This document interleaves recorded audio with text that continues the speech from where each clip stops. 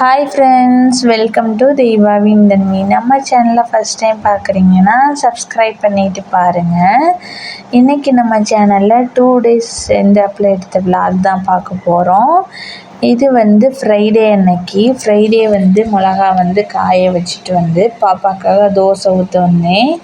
பாப்பா இந்த மாதிரி சிம்பிள் இருக்க மாதிரி தோசை கேட்டுட்டு இருந்துச்சு. அதனால் எப்படியோ ட்ரை பண்ணி ஊற்றி கொடுத்துட்டேன். எப்படி இருக்குன்னு சொல்லுங்கள். இந்த ஆயில் டிஸ்பென்சர் 1 மாதத்துக்கு முன்னாடியே மீஷோவில் வாங்கியிருந்தேன். 226 rupeesக்கு இந்த மாதிரி 2 500 mlலும் அதுக்கப்புறம் 2 சால்ட் அண்ட் பெப்பர் போடுற மாதிரி 100 கிராம் போடுற அளவுக்கு கூட இதுவும் வந்துருந்துச்சு.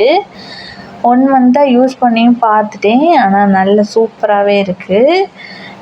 எந்த லீக்கேஜ் இந்த மாதிரி ப்ராப்ளம்லாம் எதுவுமே கிடையாது. நல்ல நீட்டாக இருக்குது. ஆனால் என்ன ஒன்றுனா, நம்ம கிளாஸ் பாட்டிலுங்கிறக்காண்டி கேர்ஃபுல்லாக ஹேண்டில் பண்ணணும்.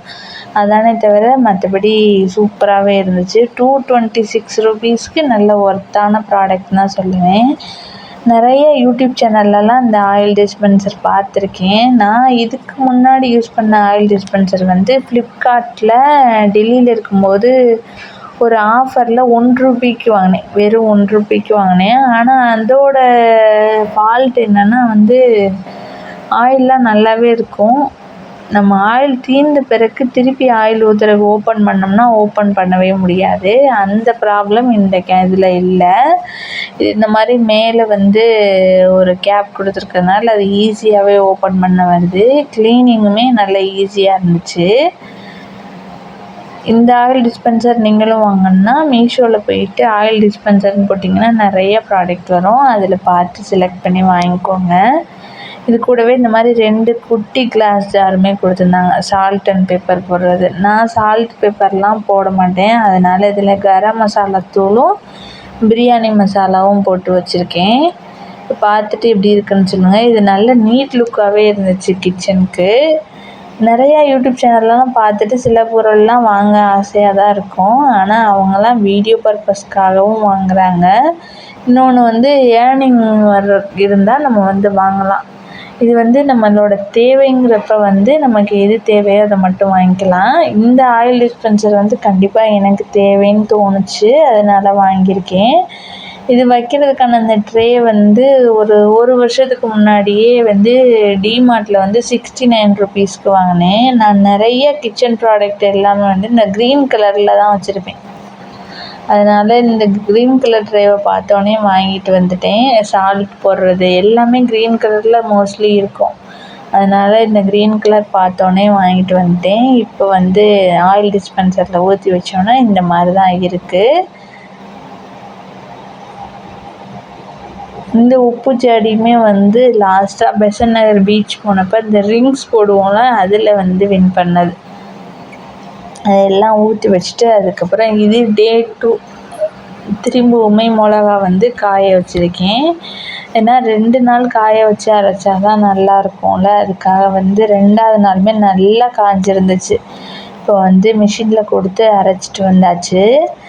இப்போ எங்கள் மேரேஜ் ஆகி ஒரு 5 years கம்ப்ளீட் ஆக போகுது. இது வரைக்கும் நான் மிளகாத்தூள் அரைச்சதே கிடையாது. அத்தை தான் அரைச்சி கொடுப்பாங்க.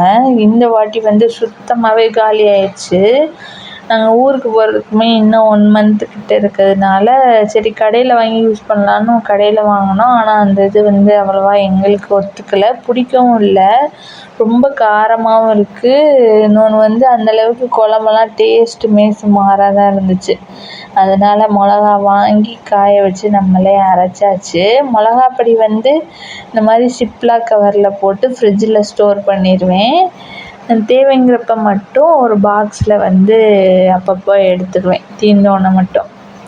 அத்தை கொடுத்து விடும்போதுமே இந்த மாதிரி தான் ஸ்டோர் பண்ணுவேன். இப்போவுமே அதே மாதிரி சிப்லாக் கவரில் போட்டு வச்சாச்சு.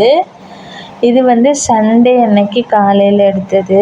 சண்டே இந்த வாரம் நான்வெஜ் லீவ் விட்டாச்சு. நான்வெஜ் லீவ் விட்டாச்சுன்ட்டு முட்டை குழம்பு வைக்க போகிறேன்னு சொல்லி கேட்கலாம். ஆனால் முட்டையுமே நான்வெஜ் தான். இன்றைக்கி வந்து செட்டிநாடு ஸ்டைலில் முட்டை குருமாவும் வாழைப்பூ வச்சு கூட்டும் தான் செய்ய போகிறேன். அதுக்கு ஃபஸ்ட்டு சாப்பாடு வந்து வடித்தாச்சு. சாப்பாடு வடித்து முடித்தோடனே வந்து அடுத்து கூட்டு செய்கிறதுக்கான வேலையெல்லாம் பார்க்கலாம். வாழைப்பூ கட் பண்ணுறதுக்கு வந்து ஒரு சின்ன டிப்ஸ் சொல்கிறேன். வாழைப்பூ கட் பண்ணேன்னா நம்ம கையில் வந்து இந்த பிசு பிசுன்னு ஒட்டும். அதுக்கப்புறம் கை கலர் வந்து சேஞ்ச் ஆகும், பிளாக் கலரில் மாறும். அந்த மாதிரி இல்லாமல் இருக்கணும்னா இந்த மாதிரி சிசர் வச்சு கட் பண்ணிங்கன்னா உங்கள் கை பிளாக்காகவே மாறாது, கை இந்த மாதிரி பிசு பிசுன்னும் வராது. இந்த டிப்ஸ் வந்து யூஸ்ஃபுல்லாக இருக்கும்னு நினைக்கிறேன். வாழைப்பூ வாங்கினீங்கன்னா இந்த மாதிரி யூஸ் பண்ணி பாருங்கள். நைஃப் வந்து யூஸ் பண்ணாலுமே இந்த மாதிரி கட் பண்ணலாம். ஆனால் சிசர் வச்சு கட் பண்ணும்போது இன்னுமே ஈஸியாக கட் பண்ணலாம். சிசர் வந்து கிச்சனுக்குன்னு தனியாக வச்சுக்கோங்க. வாழைப்பூ கட் பண்ணிவிட்டு தண்ணி விட்டு கொதிக்க வச்சுட்டேன். ஒரு கொதி விட்டுட்டு அடுப்பை ஆஃப் பண்ணி அந்த தண்ணியை வந்து வடித்து எடுத்துகிட்டு கூட்டு வைக்கும்போது கூட்டு நல்லா டேஸ்ட்டாக இருக்கும். ரொம்ப துவர்ப்பு இருக்காது அதில். அதுக்காக அதை வேக வச்சுட்டு இப்போ வந்து முட்டை குருமாவுக்கு வந்து தக்காளி கட் பண்ணிகிட்ருக்கேன். ஒரு பெரிய சைஸ் தக்காளி தான் எடுத்திருக்கேன். அதுக்கப்புறம் ஒரு சின்ன பெரிய வெங்காயத்தில் 2 பெரிய வெங்காயம் எடுத்திருக்கேன். அதுவுமே கட் பண்ணி எடுத்துக்கலாம். இங்கிட்டு வாழைப்பூ கூட்டு வைக்கிறதுக்கு கடுகு, உளுந்தம்பருப்பு, ஒரு 4-5 சின்ன வெங்காயம், பச்சை மிளகா இதெல்லாம் தாளிச்சிட்டு நம்ம வேக வச்சு எடுத்துருக்க வாழைப்பூ, பருப்பு 2யுமே கொட்டிட்டு உப்பு சேர்த்து வேக வச்சு எடுத்துட்டா வாழைப்பூ கூட்டு ரெடி ஆயிரும். இப்போ ஒரு மிக்ஸி ஜாரில் வந்து முட்டை குருமாவுக்கு தேவையானதெல்லாம் அரைச்சிக்கலாம். ஒரு 6-7 சின்ன வெங்காயம், அப்புறம் இஞ்சி, பூண்டு இது மட்டும் அரைச்சி எடுத்துக்கலாம். மிக்ஸி போடுறதுக்குள்ளே பாப்பா வந்துருச்சு. பாப்பா வந்து என்னை தூக்குன ஆரம்பிச்சிட்டாங்க. பாப்பா வந்து ஏதாவது சாப்பிட கொடுத்துட்டா போய் உட்காந்துரும். அதுவும் சின்ன வயசுலேருந்து பாப்பாவோட ஃபேவரெட் ஒன்று வந்து வெள்ளரிக்காய். வெள்ளரிக்காய் கொடுத்துட்டா நம்மளை எந்த டிஸ்டர்பும் பண்ணாது. அந்த வெள்ளரிக்காய் தீர்ற வரைக்கும் ஒரே இடத்துல அமைதியாக உட்காந்து சாப்பிட்டுட்ருக்கோம். அதுக்காக வெள்ளரிக்காய் கட் பண்ணி இந்த மாதிரி ஒரு பவுலில் போட்டு கொடுத்துருவேன். அதுவும் இந்த சம்மர் சீசனுக்கு வந்து வெள்ளரிக்காய் வந்து ரொம்பவே நல்லது குழந்தைங்களுக்குமே. பாப்பா வந்து குட்டி பிள்ளையாக இருக்கும் போதுலேருந்துமே இந்த சிப்பர்லே வந்து வெள்ளரிக்காய் வச்சு கொடுத்து பழகணும். அதனால் வெள்ளரிக்காய்னா பாப்பாவுக்கு ரொம்ப பிடிக்கும். சாப்பிட்டுட்ருக்கன்ட்டு இப்போ வந்து முட்டை குருமா தாளிக்க ஆரம்பிச்சிட்டேன். எப்பயும் போல் பட்டை, சோம்புலாம் போட்டுட்டு 2 பெரிய வெங்காயம் பொடிசா கட் பண்ணது, அதுக்கப்புறம் தக்காளி சேர்த்துருக்கேன். இது கூடவே கல்லுப்பு சேர்த்து நல்லா வதக்குனா சீக்கிரமே வதங்கி வந்துடும். இப்போ வந்து சாப்பாடை வந்து ஹாட் பேக்கில் கொட்டி மூடி வச்சிடலாம். இது கூட நம்ம அரைச்சி வச்ச சின்ன வெங்காயம், இஞ்சி, பூண்டு விழுது இதுவுமே சேர்த்து நல்லா வதங்கின பிறகு மசாலாலாம் சேர்த்துக்கலாம்.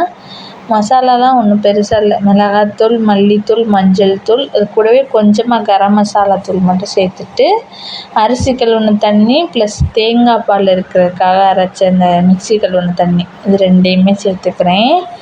முட்டை குழம்பு வைக்கும்போது இந்த உடச்சி ஊற்றின முட்டை குழம்புக்கு எப்போவுமே முட்டையை வந்து டைரெக்டாக குழம்புல உடச்சி ஊற்றினோன்னா ஒரு 4 முட்டை சேர்க்கும்போது ஏதாவது ஒரு முட்டை வந்து கெட்டு போயிருந்தாலோ வந்து அந்த குழம்பு வந்து வேஸ்ட் ஆயிரும். அதுக்காக வந்து இந்த மாதிரி ஒரு முட்டையுமே ஒரு பவுலில் ஊற்றிட்டு முட்டை நல்லா இருக்கான்னு செக் பண்ணிவிட்டு அதுக்கப்புறம் குழம்புல சேர்த்துக்கலாம். முட்டை சேர்த்து ஒரு 5 நிமிஷம் நல்லா கொதித்த பிறகு தேங்காய் பால், நல்ல கெட்டியான தேங்காய் பால் சேர்த்துக்கலாம். தேங்காய் அரைச்சி சேர்த்தா அந்த தேங்காய் நரன்னு இருக்க மாதிரி இருக்கும் குழம்புல.